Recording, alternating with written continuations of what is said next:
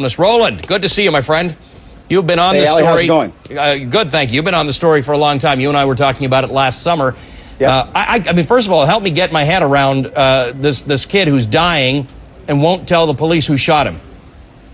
Well, this speaks to a culture that exists not only in Chicago, but all across the country, where you have mistrust, where you have this whole notion of you don't snitch, you don't tell. It is ludicrous. It is crazy. It makes no sense whatsoever. And so this is what continues this level of violence, because you have people who are committing murders who never go to jail because no one wants to talk. And so folks in the community, in many ways, there's a code, if you will, a code of the streets. You don't talk. I wanted some people who are fans of Roland Martin to see this clip. I want you to realize this is not the 80s or the 90s. This is the 2000s. This is Roland Martin in the 2000s. Not knowing what the hell he's talking about. Saying some things that are really disgusting about black Americans. Him and Don Lemon both did the same shtick. The conservative don't know shit stick.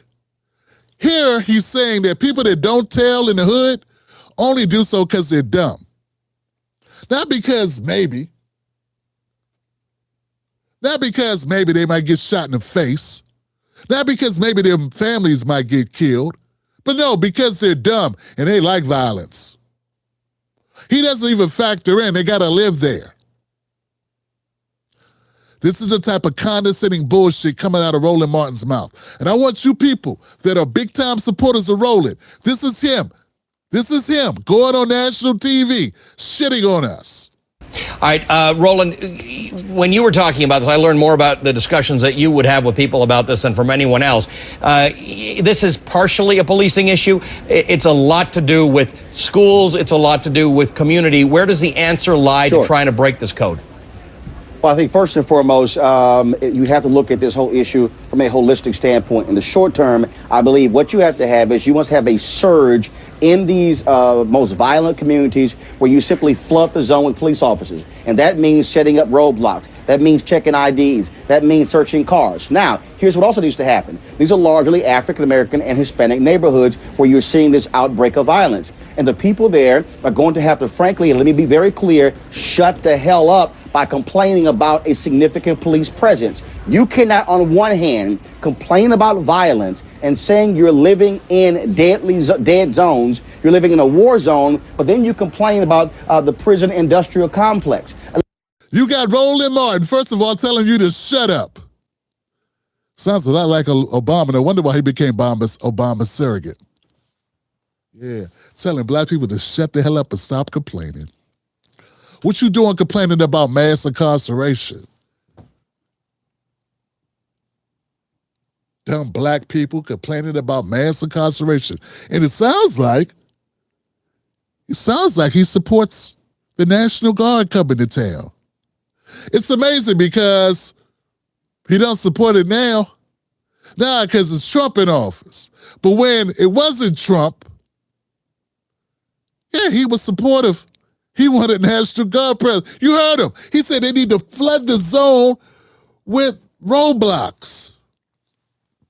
And we need to stop complaining about cops and being overly policed. I want you to know, I did not find this clip buried somewhere under some right-wing channel doing a bunch of mockeries of Roland Martin. This video was found on Roland Martin's channel. He posted it. You can't even find it on CNN. What I'm telling you is that Roland Martin is proud of this shit. He put this up as vanity. He put this up on his channel because it's him. And when we criticize Roland Martin for his bullshit, follow the establishment ways, know this was how the establishment was rolling in the 2000s. Here he is, lock and step with that. He has no real core. His core is money. His core is whatever the Democratic Party say do. They say jump, he says how high. They be on some bullshit, he right there to back them up. How could you be this way then? 10, 12, was it 10, 12? This is Obama. This is what? Obama 2012. 15 years ago? 14 years ago? Not that long ago. Velshi still got a show. Wasn't that long ago. I'm thinking this is like 2014, 2015. Let's keep going. Yeah. And look, I understand the numbers of black kids who are going to prison, and I can't stand that. But the reality is, when you have kids dropping out of school, being in gangs, who are now illiterate, who are now selling drugs, who are on the streets, all of a sudden, there's a propensity for violence there. And so, short term, you've got to get the violence under control. The second piece, then, hold the second piece with the communities. He sounds a lot like Hillary Clinton, don't he? We have to bring them to heel. You got to bring him to heel. He sounds like Joe Biden. We got to lock him up. Come on now. I want my Roland Martin supporters to admit he sounds exactly like Joe Biden. Lock him up, 3 strikes law. Throw away the key. Concrete jungle. Don't want his kids around it. Taking on his sons. He sounds like Hillary Clinton. We need to bring them to heel. These super predators. Exact same rhetoric. 15 years later, he had the same rhetoric as Hillary Clinton that she got in trouble for. It's the same guy. Same guy. Second piece for a second. I want to talk about it after the break. The other thing is this call for the National Guard and the fact that there's a challenge in Chicago about allowing handguns to be sold inside the city. I want to talk to you about both of those things, but I want to talk to you about the second piece right after this. Stay with us. Roland is going to be with us on the other side. Who are now illiterate, who are now selling drugs, who are on the streets, all of a sudden, there's a propensity for violence there. And so, short term, you've got to get the violence under control. The second piece, then, hold the second piece with the communities. Hold the second piece for a second. I want to talk about it after the break. The other thing is this call for the National Guard and the fact that there's a challenge in Chicago about allowing handguns to be sold inside the city. I want to talk to you about both of those things, but I want to talk to you about the second piece right after this. Stay with us. Roland is going to be with us on the other side.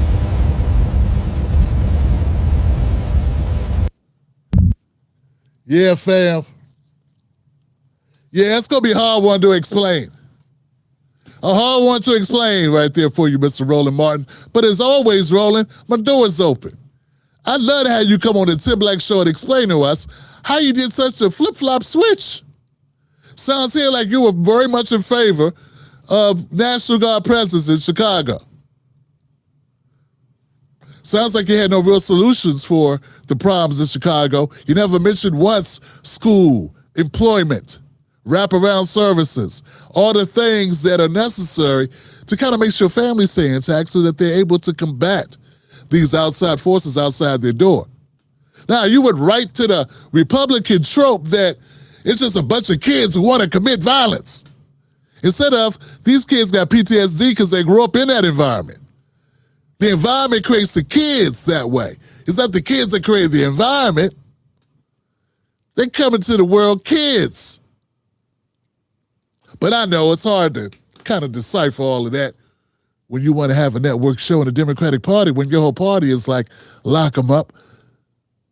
You know, Cory Booker was the same way. He was a big proponent of stop and frisk in Newark, New Jersey when he implemented the process. He supported that policy. A lot of these fake Dems did. What I'm getting to is that they change their politics based on whatever way the wind is blowing, whatever the establishment say do, they do. The establishment is the ventriloquist is the establishment, and these guys are just dummies. Or maybe not dummies, these are just mimes. They think we're the dummies. They think we're the dummies who fall for their bullshit. Roland Martin is a special soul, I try to tell you. Yeah. Yeah, I'm right now, I'm picturing Godfrey kissing Roland Martin's ass about how effective Roland is. He always got the receipts. You know, the receipts that black people are dumb as hell and prone to violence. And that those kids in those neighborhoods don't need a way out of that shit. They need to just all go to jail.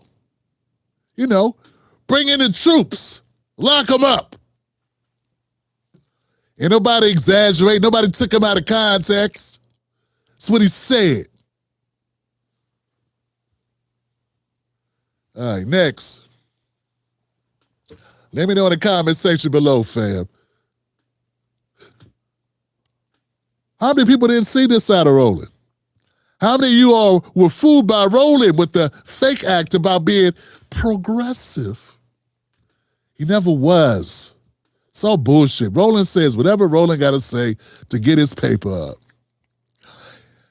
And he's got the right kind of audience, an older black audience with some who lack the curiosity to look beyond what he's saying and look at what he's been saying before he said what he just said.